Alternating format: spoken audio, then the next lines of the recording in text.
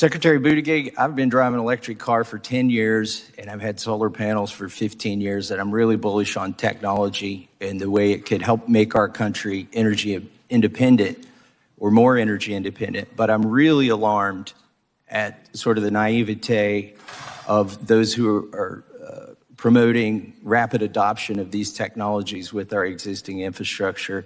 President Biden signed a non-binding executive order stating that 50% of vehicles sold in the United States should be electric by 2030. Do you support that? Yes.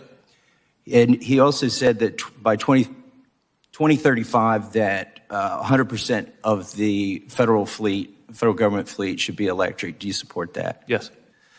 So which uses more electricity? We're talking about residential electricity here. A refrigerator when it's running or an electric car when it's charging in your garage? I would expect a car.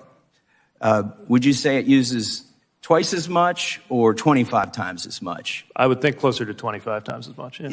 It's actually 50 at the instantaneous moment, but over the course of a year, if I take the numbers from the U.S. Department of Energy about the average household, how many vehicles they own and how far they drive, over the course of a year, an American household would use 25 times as much electricity for their electric car as they would for their refrigerator if they had 100% adoption. And the average family has 2 vehicles, and this would be if the average family had 2 electric vehicles. Do you think it would strain the grid if everybody plugged in 25 refrigerators in every household? Well, if we didn't make any upgrades to the grid, sure. I mean, if we had yesterday's grid with tomorrow's cars, it's not going to work. It's one of the reasons why we believe that infrastructure includes electrical infrastructure and argued for that to be included, as it thankfully was in the bipartisan law. Do you think by 2030, which is when Biden says 50% of cars sold should be electric, do you think the grid will be capable of handling electric cars? It's going to need to be, and we're working with the Department of Energy every day. We've established a joint office of energy and transportation to map out some of the needs. Obviously, some of this gets outside of my lane, and we've been discussing with, for example, the truck stops that are looking at what their power needs would need to be at an interchange where today they're mainly filling up on gas in order to accommodate that. And then, as you mentioned, a lot of the scenario for this is also residential. But it's also worth pointing out that while a typical driver who adopts electric is using more electricity, at the end of the day, they're using less energy because of the efficiency benefits of getting that energy produced at utilities. The problem is we don't have the capacity to produce that energy. You aptly use the word need. You could say want as well. There's needs and wants to make this fantasy work by 2030. But the reality is the capability is not going to be there. The average household uses 17% of their electricity for air conditioning.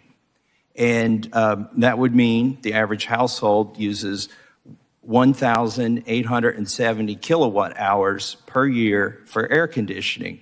If that average household plugged in electric cars, do you know how much more electricity they would use in comparison to the air conditioning that air conditions their whole house? No, but again, I would emphasize it will let be me help less you. Let me help you overall. with that first before we go on, because the numbers are important. It would take 4 times as much electricity to charge the average household's cars as the average household uses on air conditioning.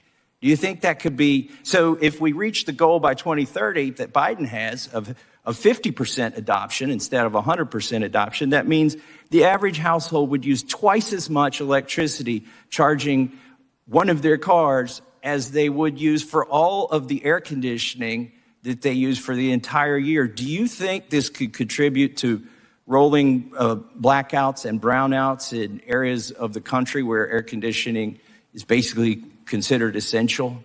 Not if we prepare. Look, the fact that people who have electric vehicles are going to use more electricity can't be a reason to give up. The idea that America is inferior to the other countries that have figured this out just doesn't sit well with us in administration, and that's why we're investing in a better grid.